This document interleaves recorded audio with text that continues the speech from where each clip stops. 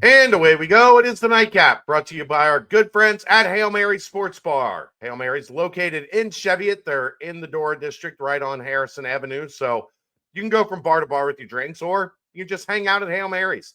They've got 27 TVs, a 9-screen video wall. There's not a bad seat in the house. They subscribe to the DirecTV Sports package, so you can watch all the games, and Cincinnati sports will always be on the video wall. Brand new walk-in cooler, brand new draft lines, and of course, ice cold Cincy Light in 32.8 degree frosted glasses. All right, Aaron, let's get this show on the road. It was Big 12 Media Day, day one. So we'll touch on that a little bit, and then there was a interesting overarching storyline that'll probably carry the rest of this show that we'll get to shortly. But you watched the interviews, especially Scott Satterfield, and but you got to watch a couple of the players, but not like the breakouts. I didn't watch any of the players. Okay, it was a busy day here with the kids. Yeah. No, I watched everything with Scott as far as when he was on the podium. I didn't get to see his one-on-one with Keegan, but nothing real surprising.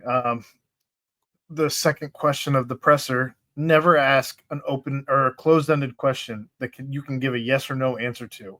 That's like journalism 101. What were you thinking?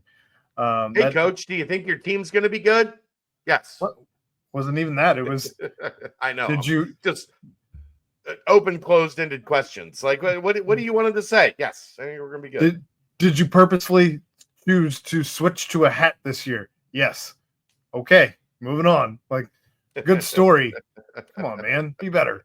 The way you do that is, Coach, why the switch to the hat this year? Right. You've been a visor guy your whole career. Yeah. I don't know. Whatever. I guess they'll give anybody a press pass these days. Was it Keegan that asked it? No, it was some budge. I don't know. I know. I'm just kidding. I knew it wasn't Keegan. I'm just giving Keegan a hard time. He's better than that. He had 2 weeks off, but he's better than that. But yeah, there wasn't anything said there that we didn't already know. I nailed it yesterday on Ryan's question. Who's he going to mention first? He mentioned Tawee Walker as far as guys that weren't there. Said it was going to be a running back. Nailed it. But yeah, it's fine. I'll take the golf clap. Appreciate it. But outside of that, I mean, I didn't even see anything that was like jarring from the commish. And usually he says something that's the only thing he said that was a little off is, hey, by the way, the Big Ten and the SEC, they're not the only ones in charge of the College Football Playoff Committee, and just want that to be public knowledge. We're sticking with the 5-11 as far as the Big 12 goes. Yeah. Because you need to earn your place. They kind of are. The Big 12 and the SEC do have autonomy to make the decision, but I'm curious what he means by that. I mean, I don't know. What else is he gonna say? Sounds like there's a clause somewhere that maybe he is keenly aware of, but maybe some other people just got a little out over their skis. I don't know. But yeah, I mean, of what I watched, I know we're gonna get to something else. But what I watched, and I read Keegan's articles, both of them, with Coach and with John Cunningham. He had a little sit down there, and that's probably more of what we're going to get into the Q&A with John, what we'll get into here tonight. But what else stood out to you? No, I mean, nothing. It was pretty boilerplate. We think we've got our best team. Everybody's working harder than they've ever worked. That's Aaron. Has anybody ever not harder than they ever worked? Has the coach been like, you know what? My guys really, like, we've had a rough summer. I've had some guys that aren't bought in. Has the coach ever sat at a podium and said that? I'm sure. I would kiss one. I'd kiss one right on the mouth if they were like, look, man, we had a tough time in June. We had some guys just dogging it. Like, what's the guy that recently passed? Together. I don't know why I can't. Mike Leach. Yes, Mike Leach. If He would do something like that. He would have done it for sure. He would have done it. But I don't know that he ever did. I don't know that he didn't. I think we'd have to go back to the tapes. Sure, but he coached long enough. there was... He might have. You're right. If anybody would have been like, "Look, man, the last 3 weeks we've been fucking terrible." Like that would have been Mike Leach. He would have given it to you straight. And look, I know they're lying because I've talked to some coaches that have been like, I've been doing this almost 20 years now. There have been conversations of like, I'm not happy with like how things have gone the past couple of weeks or whatever. You know what I mean? But then they get to media day and hardest working bunch I've ever had. Kids are all great. They love each other. Go win games. Go win games. There was a helmet thrown into the 28th row of the stands yesterday, Coach. Right. What do you mean they love each other? If there was a head in there, Jason Kelsey wouldn't have cared. He still would have launched that helmet 28 rows up. I did see a video where the players were over the entire Big 12. They were all screaming. They were just yelling. And Sorsby went mute. He just did not. He did the face, but he did. They're not going to play your scream. They're just going to show the video. That was pretty funny. I laughed. He's been practicing that. Clearly, he's been practicing that. And I guess he named his hairstyle. I did see that as well. I think he called it a mohawk. Part mullet, part mohawk. Yeah.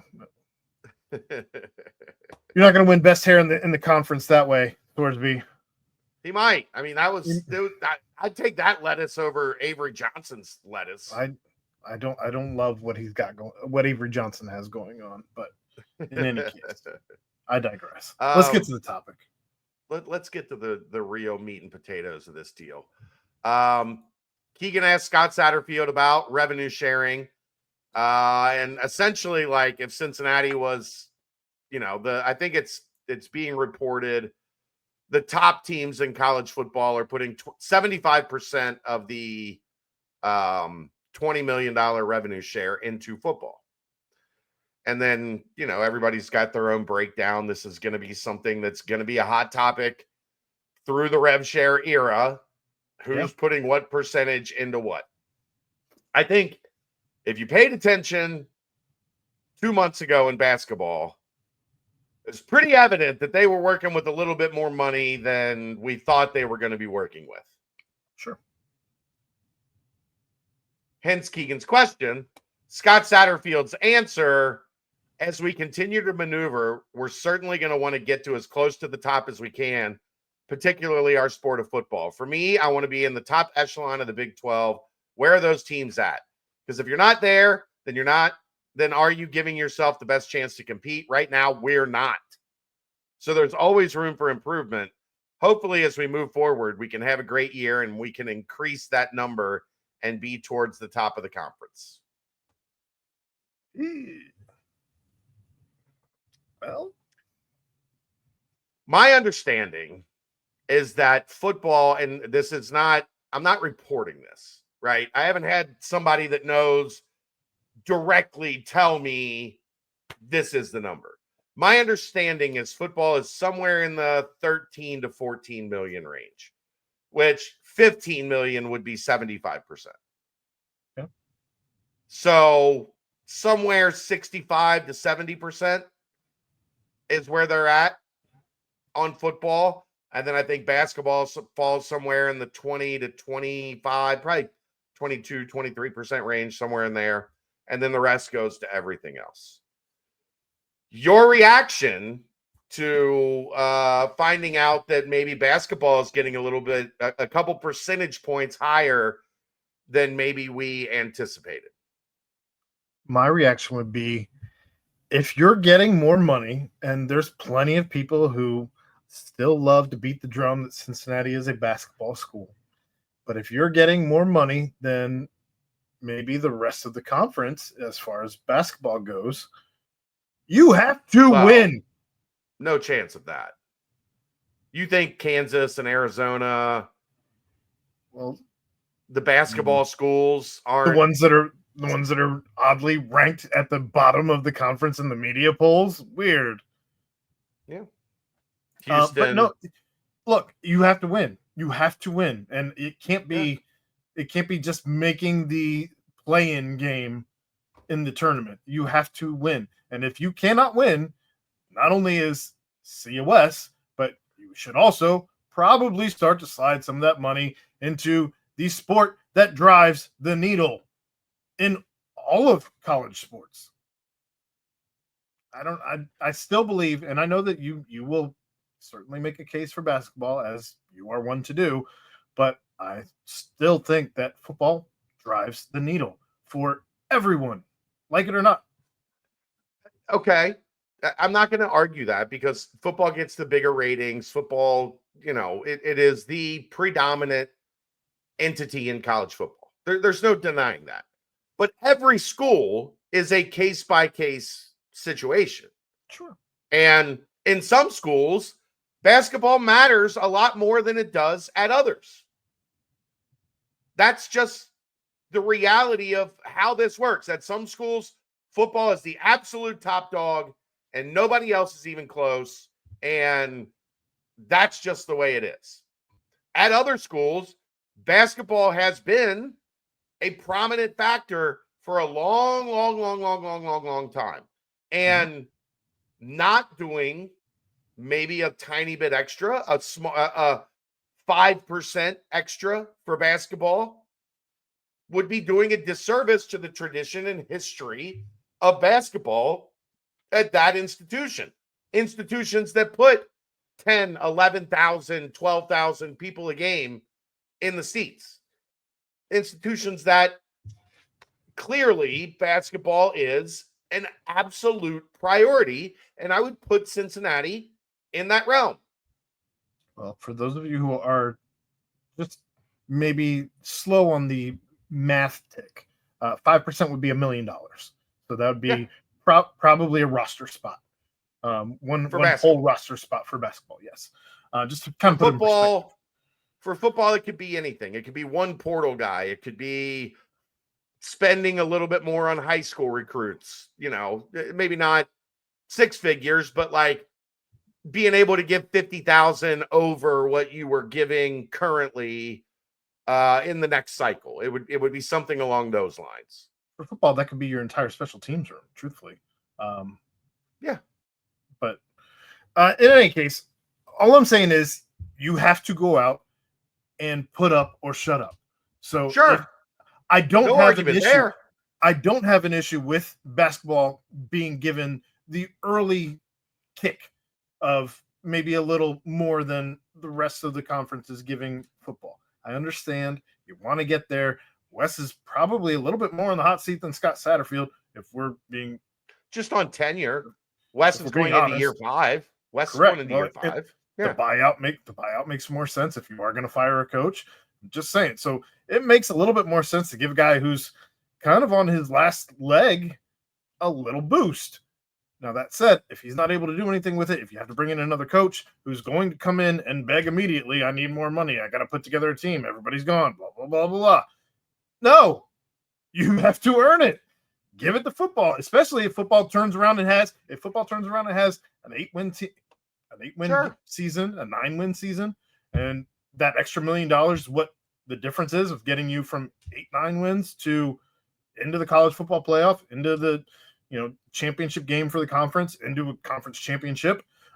There's a lot to be said for that. So that I don't know. That also takes us to Keegan's conversation with John Cunningham, where this was kind of discussed on, are these numbers set in stone or every year? Yeah. And John talked about, we're going to have to, whatever our date is to decide for the fiscal, like whatever that year is, we're going to have a pretty hard stance on this is the money for each until the calendar comes back around again. And then it can be adjusted some depending on circumstance. If I remember correctly, he said he wanted to have that set by January 1, not July 1. January 1. Like, Yeah, he wants January to be 1. six months ahead of the curve. So and can budget accordingly as you enter, these transfer portal windows and such.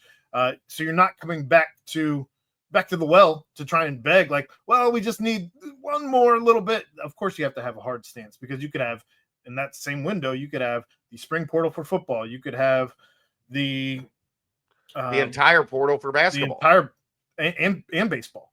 So, there's a lot of moving parts, and that's just talking about. So you're also talking about women's basketball in there as well. So there's a lot of different things going on there that you have to have a hard stance on, because otherwise you're just continuing to shuffle the cards. I would think it would get messy. Yeah. So how will they decide? January 1st. How do they decide? And he gave a little bit of insight here, saying, I think number one is revenue generation concepts. What sports for us are ticketed? We have 5 sports that are ticketed. What sports drive eyeballs and potential revenues? Are they driving potential revenue with either attendance or people watching it on ESPN Plus? There's a separate element looking at the Big 12 and saying, hey, we want to make sure that we're competitive with these sports that we're going to be doing. So I think that comes to volleyball, baseball, women's basketball. You can't say, okay, all the rest get 5%, okay? And the rest of the conference is giving those sports 10, 12% or whatever, and then expect those sports to be competitive. That's not how this is going to work. If you want a certain sport to start getting a little bit more money, stop sharing your ESPN Plus passwords with other people and watch the sports. Just turn them on. You don't even have to watch, but just turn them on for your particular account. The more accounts that are watching, because it's not going to count the same account just because you have several TVs going with that same sport on. So you have to make sure that you stop sharing your passwords. It's like $10 a month. Also, for Bearcat Journal, stop doing that. For those of you out there that are doing it, knock it off. Get your own subscription. But just watch it. Just turn it on. Yeah, it's pretty simple. That will help drive the dollars to the sport of your choosing, because you are watching, or at least have it on. Not that hard. All right, Dave and I'm sure we'll get into this also tomorrow night. It'll be a fascinating conversation, I'm sure. All right, that'll do it. That's the nightcap. Brought to you by Hail Mary Sports Bar, right here on BearcatJournal.com. See ya!